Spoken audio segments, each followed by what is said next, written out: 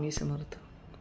स्वामी आपणास तारणार ही अगदी पक्की श्रद्धा आपल्या मनामध्ये असते. आपण ती बाळगतो.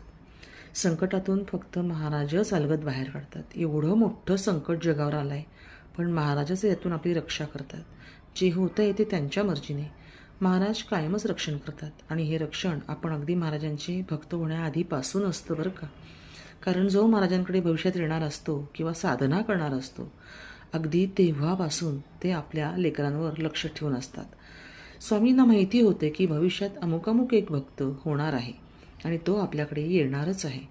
आणि त्यामुळे निंदा, द्वेष हे सगळं महाराजांनी सहन केलं आहे आणि योग्य वेळ आल्यानंतर भक्तास योग्य मार्गसुद्धा दाखवलेला आहे. डोळ्यात तेल घालून ते रक्षण करतात, संकटातनं बाहेर काढतात, म्हणजेच ती गुरुकृपा असते. असं अनेकांना दाखले देता येतील इतक्या गोष्टी, इतकी उदाहरणं आहेत. स्वामींनी लाडक्या बाळप्पाचे विषप्रयोगातनं सुद्धा रक्षण केले आहे. तेव्हा बाळप्पांची स्वामींची भेटसुद्धा झालेली नव्हती.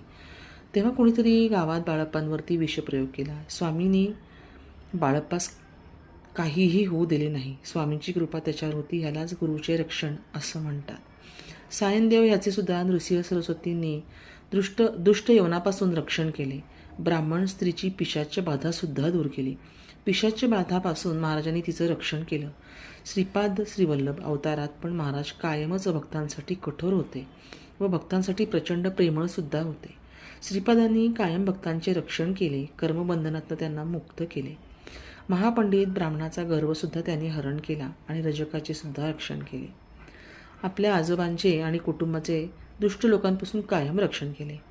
शंकर भट म्हणजे श्रीपाद चरित्र ग्रंथकार ह्यांचे पण कन्याकुमारी ते कुरवपूर याचे दरम्यान अनेकदा रक्षण केले आहे.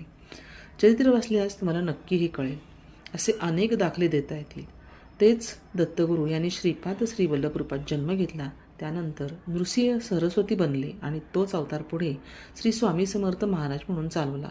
आता तेच श्री स्वामी समर्थ महाराज परमपूज्य गुरुमाऊलींच्या रूपात कार्यरत आहेत आणि सदैव आपल्या बाळांची संकटातनं सुटकासुद्धा करत आहेत.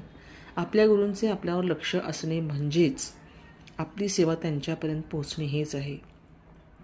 किंबहुना ही जणू ती सेवा पोचण्याचीच पावती आहे.